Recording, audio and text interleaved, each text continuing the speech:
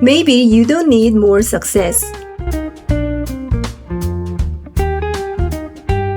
Hello and welcome. This is the podcast we publish alongside the Wonder Korea newsletter. I'm Anna, an editor here at Wonder Korea, and I'll be your host. Thanks for spending a little bit of your day with me. Today, we are going to talk about a Korean drama called We Are All Trying Here and use it as a way into something a lot of us feel but rarely name.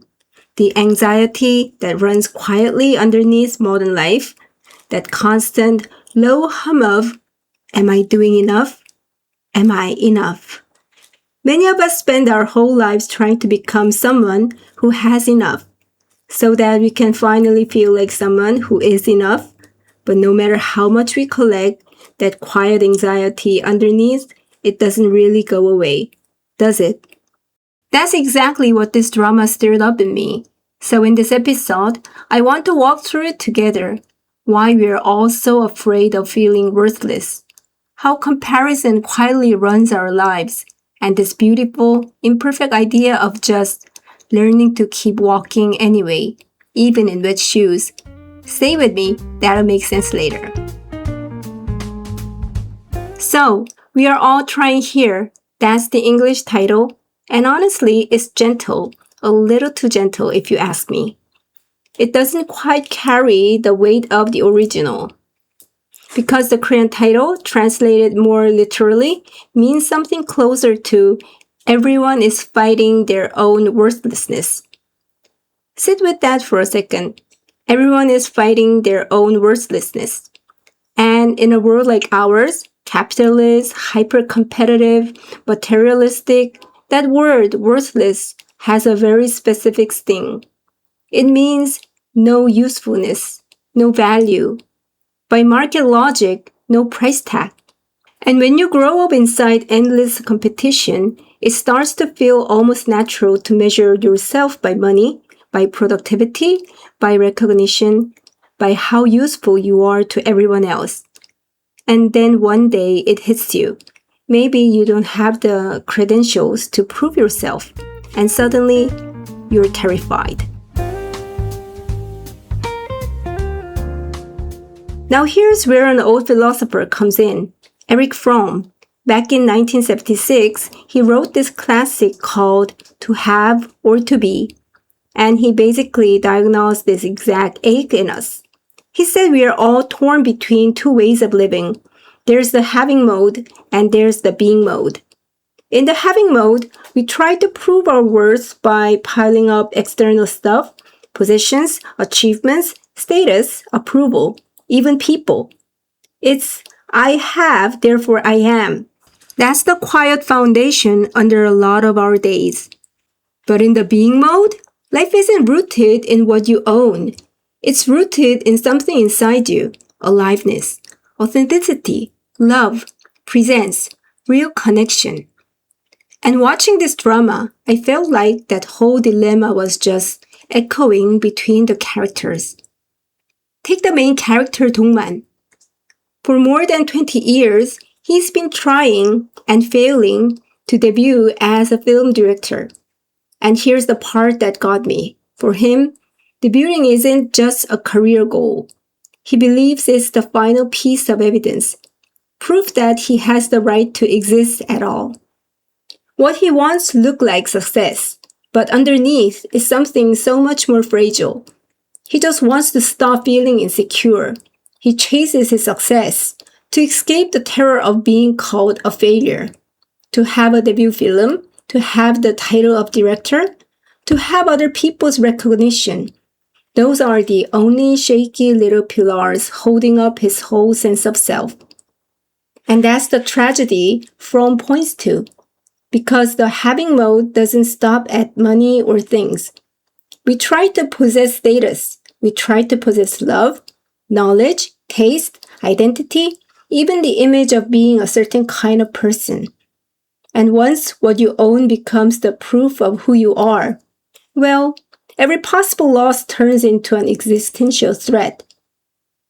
There's another character, Kyung-se. He's already a director. From Dongman's eyes, he's made it. But he's suffering too. He's hungry for more recognition and terrified of losing what he's already got. And that's the trap, right? In a world where you have to prove your existence through what you possess, nobody is ever really safe. It creates this endless sense of lack. Because if I define myself by what I have, the moment I lose it, I feel like I lose me too.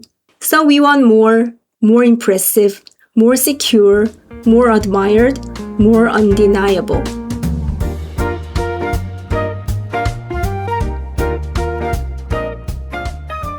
But here's the problem. Everything we possess is unstable. Achievements grow old, reputation shift, relationships tremble. Youth fades, recognition is temporary. Even success has an expiration date. So if you've built your whole existence on possession, you have no choice but to stay afraid. And you can see it in Dongman. He lashes out. He tears down other people's work with these sharp, cruel little remarks.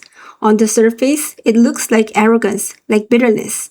But underneath, it's more like a scream. He attacks because he's terrified that he stays still, his own worthlessness will get exposed. And honestly, I think a lot of us know that feeling. When we measure ourselves against everyone else and decide that what we have is small or unimpressive or just not enough, our self-esteem collapses. But a sense of worth that depends on other people's eyes always comes with a cost. And in the age of social media, that cost has become almost unbearable. Think about it. We're exposed to endless stimulation, 24 hours a day, other people's achievements, their beauty, their relationships, their homes, their careers, their vacations, their bodies, their opinions. It all lands in our hands before we've even fully woken up. We don't compare ourselves to one neighbor anymore. We compare ourselves to everyone, everywhere, all the time. And that kind of constant exposure, it can become like an allergy of the mind. The way your body gets inflamed after being irritated over and over, your psyche can get inflamed too by endless comparison. That's what Dongman's behavior really is, an emotional allergy. He's overstimulated by the sheer evidence of everyone else's existence. Their success irritates his wound. Their visibility makes him feel more invisible, and so he attacks because he's scared. Okay, so where's the way out? And this is my favorite part. There's a line from a character named Una that stopped me cold. She says, and I'm paraphrasing gently here, worthlessness isn't something you defeat by fighting it. You just live with it, like walking in wet shoes on a rainy day. It's uncomfortable, but you can't stop walking. Wet shoes. Isn't that such a perfect image? Because it refuses the fantasy of perfect healing, and I think we all secretly wait for that fantasy, right? We think, once I finally stop feeling anxious, once the shame goes away, once I feel worthy, then I'll really start living. But real recovery doesn't begin when the anxiety and shame and worthlessness completely disappear. It begins the moment we stop waiting for those feelings to vanish before we leave. We keep going with the wet shoes on. We walk while we are still uncomfortable. We make choices while we are still afraid. We move forward, still carrying the unpleasant weight of just being human. And that's not giving up. That's not resignation. That's a deeper kind of courage. And here's where Fromm's idea of love comes back in. Because for him, love isn't possession either. Love is a way of being. To love someone isn't to use them as an object that fills your emptiness. It's to step into a living relationship with who they actually are. Love isn't consumption. It isn't control. It isn't ownership. It's an active practice of care, of responsibility, of understanding, of just being present. To love another person, to care about the world, To give yourself to something meaningful without turning it into a trophy? Maybe that's what lets a person feel real again. To have or to be? That was Fromm's question. And we are all trying here. Just ask it again in today's language. We are all fighting our own worthlessness. Some of us fight it by achieving, some by performing, some by criticizing others before they can criticize us, some by collecting credentials, relationships, followers, money, admiration, identities, and some by pretending we're not wounded at all. But maybe the way to win this fight isn't to win it. Maybe worthlessness isn't something we eliminate once and for all. Maybe it's just something we learn to carry without letting it become our God.